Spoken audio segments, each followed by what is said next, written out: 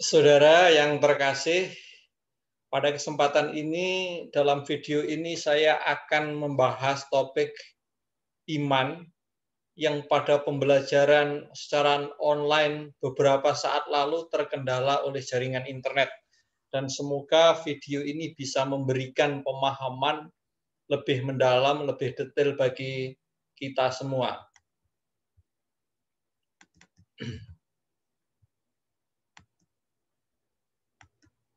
Topik yang ketiga ini khusus bicara mengenai iman. Untuk mengawali, iman itu sebenarnya bagaimana sih? Ada sebuah cerita pada saat terjadi gempa bumi di Jepang pada 11 Maret 2011. Jepang diguncang gempa bumi dengan kekuatan 7,3 skala Richter. Setelah gempa bumi itu, para tim penyelamat mulai melakukan pencarian korban, penyelamatan bagi yang masih hidup. Mereka berdiri di depan rumah yang runtuh, lalu mulai mengangkat puing-puing. Dilihatnya lah seorang ibu yang tertelungkup dan diyakini sudah dalam keadaan tidak bernyawa. Ibu itu posisinya seperti melindungi sesuatu. Dan memang betul, di bawah ibu yang sedang tertelungkup memeluk sesuatu itu ada ruang kosong. Dan ibu itu diangkat. Apa yang terjadi, saudara? Dilihat oleh ketua tim SAR itu, di dalam ruang kosong itu ada seorang bayi kecil yang masih hidup, tertidur lelap.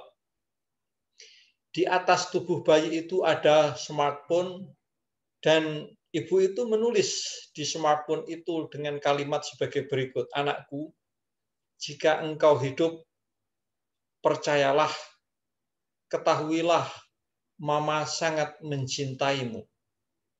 Sungguh, saudara, sebuah peristiwa yang mengharukan yang terjadi di antara para korban gempa bumi di Jepang. Tidak diketahui identitas agama ibu itu, tetapi ibu itu telah melakukan sebuah tindakan luar biasa, tindakan besar, yaitu menyelamatkan bayinya dengan cara mengorbankan dirinya. Apa yang dilakukan oleh ibu ini sesungguhnya menjadi sebuah bentuk konkret yang namanya iman, saudara.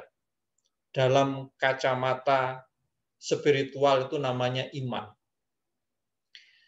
Maka kalau kita merefleksikan peristiwa itu, apa sih yang sesungguhnya dilakukan ibu itu? Ibu itu menyelamatkan nyawa bayinya.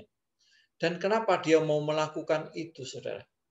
Dia tergerak, terdorong oleh sebuah rasa cinta, kasih sayang yang begitu besar untuk menyelamatkan anaknya. Pertanyaannya kemudian adalah, dari mana dorongan untuk melindungi anak itu? Dari mana? Pasti dari dalam hatinya. Hatinya menggerakkan, mengatakan supaya dia menyelamatkan, melindungi anak itu. Dan dorongan itu menurut Santo Thomas Aquinas itu adalah hati nurani, rasio manusia yang digerakkan oleh Allah, dan wanita itu menanggapi dorongan itu dengan cara apa? Dengan cara melindungi si bayi. Itulah iman dalam bahasa spiritual. Peristiwa yang kedua terjadi di Banten, saudara. Di awal era pandemi COVID-19 ada seorang ibu yang memukul anaknya sampai anak itu meregang nyawa, saudara. Dikatakan bahwa ibu itu sangat kesal karena anaknya susah diajari secara online, susah belajar online. Ibu itu kesal dan gelap mata sampai melakukan tindakan kekerasan yang berakibat kepada kematian sang anak. Sebuah peristiwa yang berbanding terbalik dengan peristiwa di Jepang tadi. Kalau di Jepang tadi ibu itu melindungi anaknya, saat ini di Banten ibu ini justru mencelakai anaknya. Nah, Pertanyaan refleksinya adalah ibu di Banten itu memukuli anaknya hingga tewas karena apa? Karena apa? Karena kesal, karena rasa marah, karena gelap mata. Otaknya nggak jalan lagi gitu. Nalarnya nggak jalan lagi. Orang yang kesal, marah, gelap mata itu dikuasai oleh kuasa gelap dan akhirnya emosi negatif itu bersikap mewujud dalam bentuk tindakan kekerasan yang merusak, destruktif. Dan itulah sebenarnya tindakan yang setara dengan binatang, saudara. Saudara, di dalam diri manusia itu ada dua sisi, sisi gelap dan sisi putih. Ketika sisi gelap manusia menguasai hidup manusia, maka yang ada adalah tindakan merusak. Yang ada adalah tindakan menyakiti, yang ada adalah tindakan menghakimi, dan seterusnya. Tapi sementara ketika sisi terang kita yang menguasai hidup kita, maka yang adalah belas kasih, empati, melindungi, menyayangi. Nah itu. Maka dari itu tindakan menyayangi, tindakan kasih itu sendiri adalah perwujudan dari iman. Nah, ibu di Jepang melindungi anaknya dengan cara mengorbankan dirinya. Ibu di Banten memukuli anaknya hingga tewas, hingga meninggal.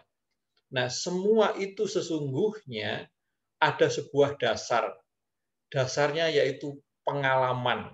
Seseorang yang mempunyai pengalaman dicintai, dikasihi, disayangi, maka dia akan melakukan seperti ibu tadi, akan mengasihi, melindungi orang lain. Inilah pentingnya mengalami pengalaman dicintai, disayangi, dikasihi.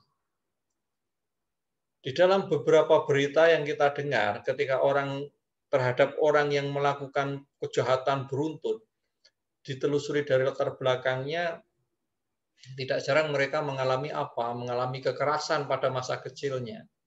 Dan itu terungkap, terwujud ketika dia besar. Dan ibu di Banten pun kalau dilihat dari sisi seperti ini, mungkin pada waktu kecilnya tidak mengalami pengalaman dikasih. Nah inilah saudara kenapa dalam beberapa pertemuan sebelumnya saya menegaskan, menyatakan pentingnya bagi kita mempunyai pengalaman dicintai, pengalaman dikasihi Allah, pengalaman dilindungi, disayangi Allah. Kalau kita mempunyai pengalaman disayangi, dikasihi oleh Allah, dicintai Allah, hidup kita ini akan kuat bertahan kendati dalam situasi yang sulit. Dan kita tetap akan terus-menerus melakukan, mengupayakan tindakan-tindakan mencintai. Nah, karena itu saudara, ketika kita bicara mengenai iman, sesungguhnya kita bicara mengenai sebuah reaksi, sebuah jawaban atas dorongan, atas apa yang disampaikan Allah di dalam diri kita. Itu jadi iman itu jawaban positif dari apa yang dirasakan, disapa oleh Allah. Nah, di dalam perjanjian lama kita melihat peristiwa iman ditampilkan dalam kisah Samuel, panggilan Samuel. Dalam 1 Samuel 3 ayat 1 sampai 21, pada saat itu Samuel tinggal bersama Eli dan Samuel mendengar Samuel. Pikir Samuel bahwa Eli memanggilnya, maka Samuel datang kepada Eli, "Iya Bapa, ada apa?" Lalu Eli pun mengatakan, "Oh, saya tidak memanggil kamu, tidurlah kembali." Lalu Samuel tidur lagi, saudara. Dan dia mendengar lagi dan datang lagi kepada Eli. Lalu tahulah Eli bahwa Tuhan sudah memanggil Samuel. Maka Eli mengatakan, "Jika kamu mendengarkan suara itu lagi, katakanlah, berbicaralah sebab hambamu ini mendengarkan." Dan betul, saudara. Suara itu muncul lagi dan Samuel mengatakan, "Berbicaralah sebab hambamu ini mendengarkan." Sebab hambamu ini mendengarkan, berbicara. Jadi iman itu adalah manusia menanggapi, mendengarkan Allah. Kalau kita membaca kitab suci, berarti mendengarkan Allah, berarti itu iman. Iya, saudara. Tetapi untuk sampai kepada sebuah keputusan, perkataan, berbicaralah sebab hambamu ini mendengarkan, Samuel itu dibantu oleh Eli. Jadi manusia untuk bisa mendengarkan Allah pun dibantu, membutuhkan orang lain, bantuan orang lain. Itu dari pengalaman Samuel. Sekarang kita melihat ada satu tokoh besar yang sangat besar di dalam perjanjian lama. Bahkan di dalam sejarah iman, yaitu Abraham yang disebut sebagai bapa kaum beriman. Dari Kejadian 12 ayat 1 sampai 2 berfirmanlah Tuhan kepada Abraham, pergilah dari negerimu dan dari sanak saudaramu dan dari rumah bapamu ini ke negeri yang akan kutunjukkan kepadamu. Aku akan membuat engkau menjadi bangsa yang besar dan memberkati engkau serta membuat namamu masyhur dan engkau akan menjadi berkat. Aku akan memberkati orang-orang yang memberkati kamu dan mengutuk orang-orang yang mengutuk engkau. Dan olehmu semua kaum di muka bumi ini akan mendapatkan berkat. Lalu dikatakan Abraham pergi seperti yang difirmankan oleh Tuhan kepadanya. Dan Lot pun ikut bersama-sama dengan dia. Abraham berumur 75 tahun ketika ia berangkat dari Haran. Nah, di sini dari peristiwa panggilan Abraham ini, iman bukan hanya mendengarkan apa yang dikatakan oleh Allah, tetapi melaksanakan apa yang diperintahkan oleh Allah. Iman menaati perintah Allah. Di sini Abraham diperintahkan oleh Allah untuk meninggalkan negerinya, sanak saudaranya, dan pergi ke suatu tempat yang akan ditunjukkan. Serba tidak jelas, tetapi Abraham percaya dan melakukan. Itulah iman. Jadi iman itu ya melakukan, walaupun kita nggak ngerti kenapa begini. Nggak mudah, saudara. Mudah ketika kita melakukan sesuatu yang kita mengerti. Tapi kalau melakukan sesuatu yang tidak kita mengerti, itu tidak mudah. Nah, dari pengalaman Abraham ini kita tahu sebenarnya iman itu sungguh sebuah ketaatan luar biasa. Nah, pada Kejadian 15 ayat 5-6, kembali kepercayaan Abraham tampil, saudara. Lalu Tuhan membawa Abraham keluar serta berfirman, Coba lihat ke langit, hitunglah bintang-bintang jika engkau dapat menghitungnya. Maka firman-Nya kepadanya, demikianlah banyaknya nanti keturunanmu. Lalu percayalah Abraham kepada Tuhan. Dan Tuhan memperhitungkan hal itu sebagai sebuah kebenaran. Di sini Abraham percaya akan janji Allah yang akan memberikan kepada Abraham keturunan seperti bintang-bintang di langit banyaknya. Jadi kepercayaan itu akan diuji oleh Allah ketika nanti, saudara. Setelah menunggu sekian lama, Abraham mendapatkan anak Ishak dan Ishak harus dikurbankan. Iman bukan hanya mendengarkan Allah, tetapi sekali lagi menjalankan kehendak Allah. Menjalankan, melakukan, saudara. Sehingga iman itu memang aktif. Dari sini mungkin kita samar-samar ya. Tapi kalau dari sebuah contoh pengalaman real, saudara. Ketika Anda atau siapapun mengalami peristiwa yang tidak enak di dalam hidupnya, mungkin ditipu oleh orang, sudah berbuat baik malah dicaci maki, malah difitnah. Nah, dalam situasi seperti itu, iman menuntut Anda dan saya untuk tetap mampu melakukan hal-hal yang baik kendati situasi kita sangat negatif. Maka menjadi tidak mudah. Dari Kejadian 12 ayat 1 sampai 4a tadi, kita tahu bahwa pada saat Abraham dipanggil untuk meninggalkan kaum kerabatnya, usianya 75 tahun. Dan pada waktu Ishak lahir di Kejadian 21, usianya itu 100 tahun. Berarti Abraham menunggu 25 tahun. Waktu yang tidak mudah, saudara. Dan setelah menunggu 25 tahun, dia mendapatkan Ishak. Ya. Di sini Ishak mempunyai 2 anak ya, Esau dan Yakub. Tapi Abraham pun diuji, diminta Abraham untuk dikorbankan. Maka saudara yang dari konteks Abraham ini, kalau kita bicara iman, percaya pada janji Allah, buah setia menantikan janji Allah sampai waktu yang tidak pasti. Sampai kapan kita nggak tahu, tapi kita percaya pasti itu akan terpenuhi. Melaksanakan kehendaklah bahkan dalam ketidaktahuan akal budi, pergulatan pikiran, tertekan batin, tetapi ada sebuah keyakinan kuat itu dari Tuhan. Nah, saudara, iman di dalam perjanjian baru sekarang kita akan melihat Allah itu memberikan wahyu, mewahyukan diri kepada manusia. Kalau manusia merespon itu namanya iman. Allah memberikan sesuatu, menyatakan dirinya, kehendaknya, dirinya itu wahyu.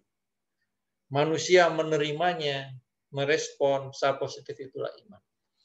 Sebab imam besar yang kita punya bukanlah imam besar yang tidak dapat merasakan kelemahan-kelemahan kita.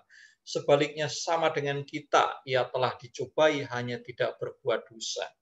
Saudara, Ibrani 4 ayat 15 yang mengatakan seperti tersebut itu, bahwa imam besar yaitu Yesus Kristus itu merasakan kelemahan kita sama dengan kita. Dia sungguh-sungguh manusia, bahkan dicobai, tapi dia tidak berbuat dosa.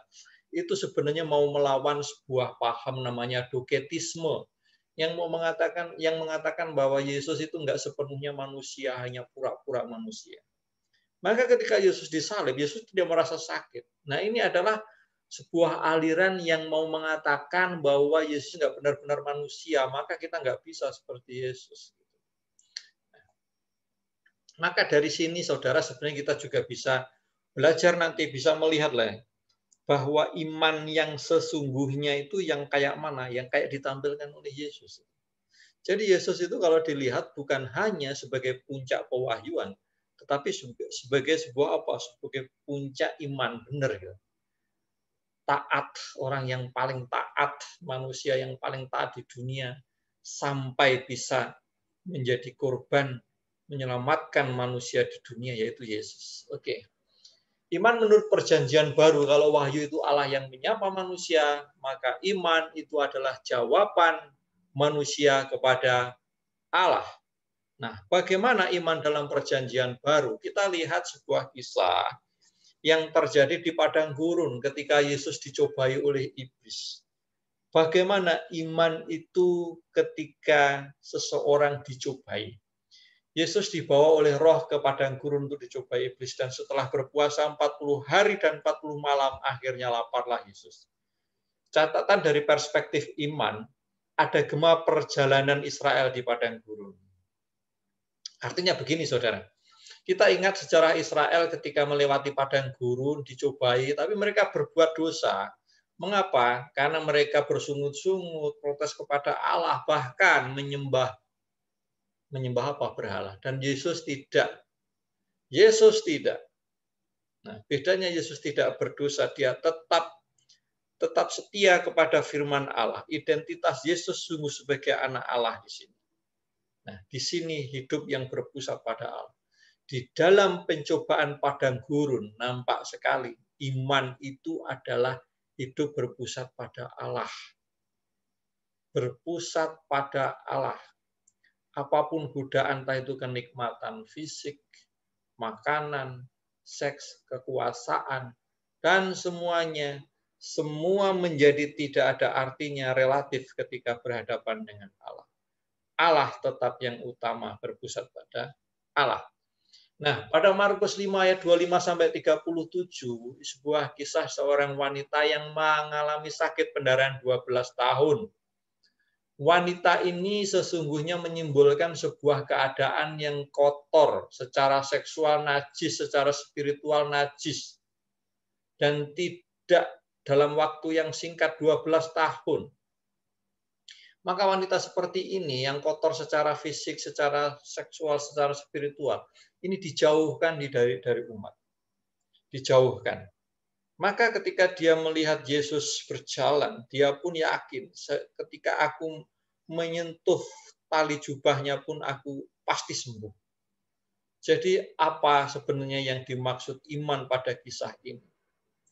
Iman pada kisah ini itu adalah sebuah proses bagaimana saya meyakini akan kekuatan Allah yang menyembuhkan, membersihkan saya secara spiritual maupun secara fisik, saudara. Ya, secara spiritual dan fisik. Maka di sini orang ini diubah dengan dua cara. Dia merasa bahwa badannya sudah sembuh dari penyakitnya dan dia mendapatkan sebuah peneguhan. Imanmu telah menyelamatkan engkau. Jadi yang menyelamatkan manusia kita ini adalah iman, bukan harta. Pada Lukas 10 ayat 37 sampai 42 mengenai kemuritan Marta dan Maria. Bagaimana kita bisa belajar iman seperti apa sih yang ditampilkan dari kisah ini? Kalau dari tafsir tradisional, ya ini mau menggambarkan model kehidupan orang Kristen yang aktif seperti Maria dan orang yang Kristen yang pendoa seperti Maria, dan seolah-olah yang pendoa itu lebih tinggi derajatnya daripada yang aktif. Tidak. Teks ini tidak mau menggambarkan seperti ini. Teks ini mau menggambarkan, kisah ini mau menggambarkan bahwa kasih Allah harus menjadi sumber dan tujuan seluruh hidup manusia. Iman itu berarti saya meyakini, saya mengimani bahwa sumber dan tujuan seluruh hidup manusia itu adalah kasih Allah. Maka semua tindakan-tindakanku haruslah hasil dari relasi saya dengan Allah. Itu maksudnya. Sehebat apapun tindakan kita kepada orang lain, kalau tidak bersumber dari relasi dengan Allah, sebenarnya itu sia-sia. Ini yang mau disampaikan oleh teks ini. Nah, sekarang dari kisah pembasuhan kaki Yohanes 13 ayat 5 sampai 11, saudara. Pembasuhan kaki ini menjadi sebuah tindakan yang sangat rendah untuk dilakukan oleh budak yang paling rendah. Membasuh kaki itu tindakan yang paling rendah, bahkan untuk budak yang paling rendah. Ya. Ini menunjukkan apa? Teladan kasih untuk memberikan diri. Tanda sikap penolakan terhadap kehormatan duniawi dan berbagai macam bentuknya. Yesus mau mengatakan menolak semua bentuk kehormatan-kehormatan duniawi. Yesus memberikan dirinya, dan itu diganti dengan apa? Relasi pelayanan kasih dan rendah hati. Menyerahkan nyawanya untuk orang lain.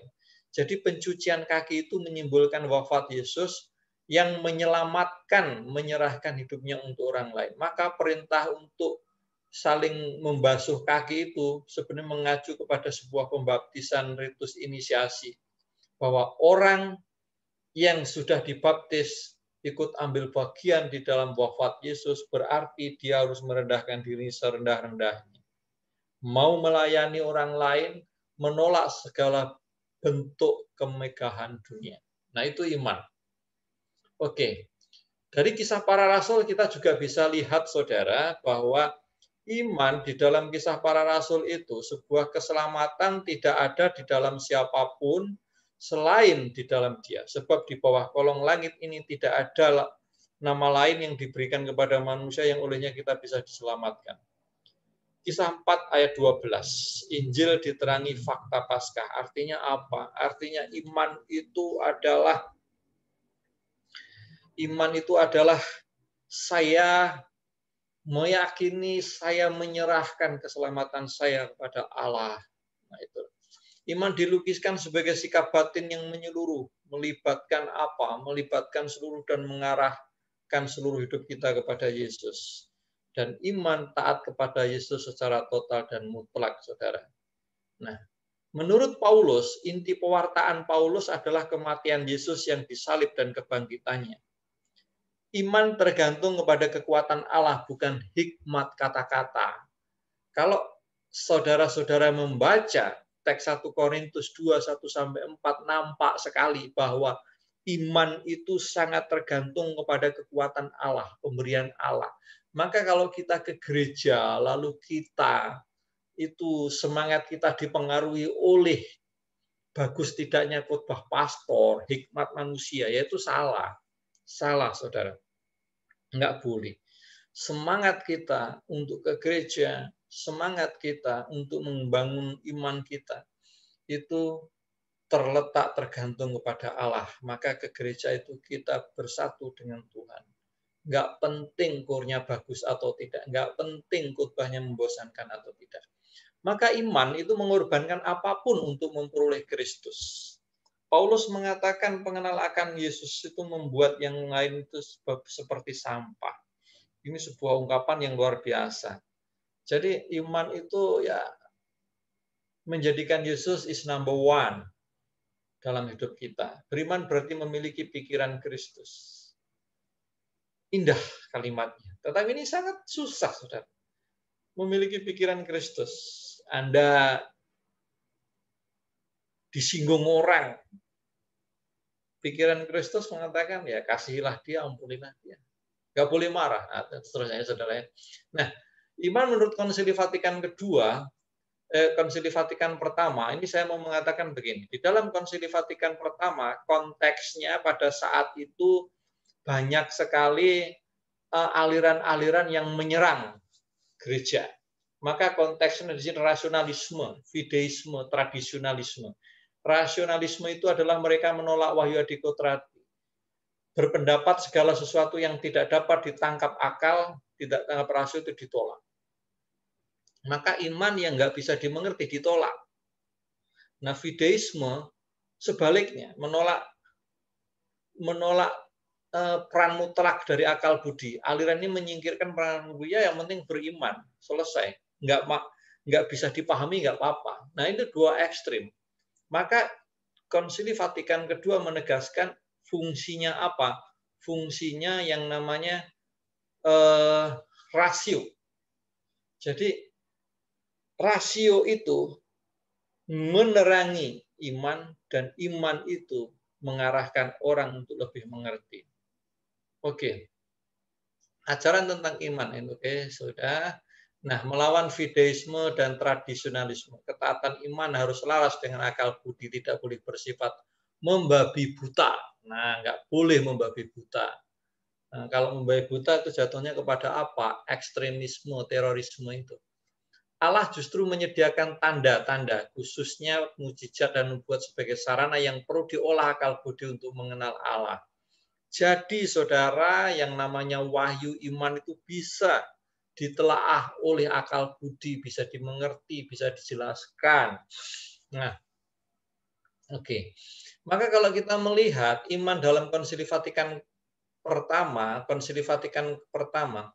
di sini ada unsur ketaatan, adanya unsur taat kepada Allah, dan ini peran akal budi itu sangat kuat.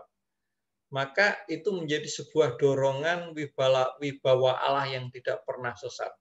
Jadi kalau kita itu beriman, percaya, itu ada dorongan dari Allah, bukan karya manusia belaka, bukan karya akal budi manusia belaka. Nah, menurut Konsili Vatikan kedua, ini bedanya dengan yang pertama. Kalau Konsili Vatikan yang kedua itu lebih mau mengatakan, ya iman itu menerima sesuatu yang baik yang di luar diri gereja.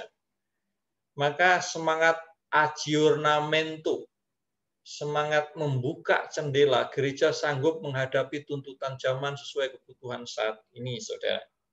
Nah, penyerahan diri secara bebas, pengertiannya dalam Konsili Vatikan pertama dimasukkan pandangan yang lebih Oke, saudara.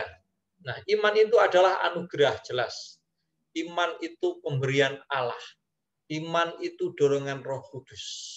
Manusia percaya kepada Yesus karena karya Allah. Maka kalau ada orang yang tidak percaya kepada Yesus, nggak usah terlalu banyak didebat. Mengapa? Karena Allah berkarya di dalam hati manusia untuk mengerti atau tidak. Nah, oke. Menerima wahyu. Jadi kalau saya mengatakan, ini penting ya saudara ya, di dalam unsur iman itu ada penyerahan diri, dan di dalam penyerahan diri itu ada menerima yang diwahyukan, membuktikan kesetiaan, berpegang teguh pada Allah di tengah cobaan dan permulaan hidup baru. Nah, menerima yang diwahyukan itu, kalau saya menerima wahyu Allah, berarti saya menghilangkan hal-hal lain, ilah-ilah lain, berhala-berhala lain, berhala zaman modern seperti nama baik, uang, pangkat, kekuasaan, itu menjadi relatif, saudara. Itu kalau saya menerima wahyu. Nah, membuktikan kesetiaan artinya apa? Artinya bahwa jika iman itu tidak disertai perbuatan, maka iman itu mati. Jadi, iman itu membutuhkan yang namanya sebuah tindakan real, konkret.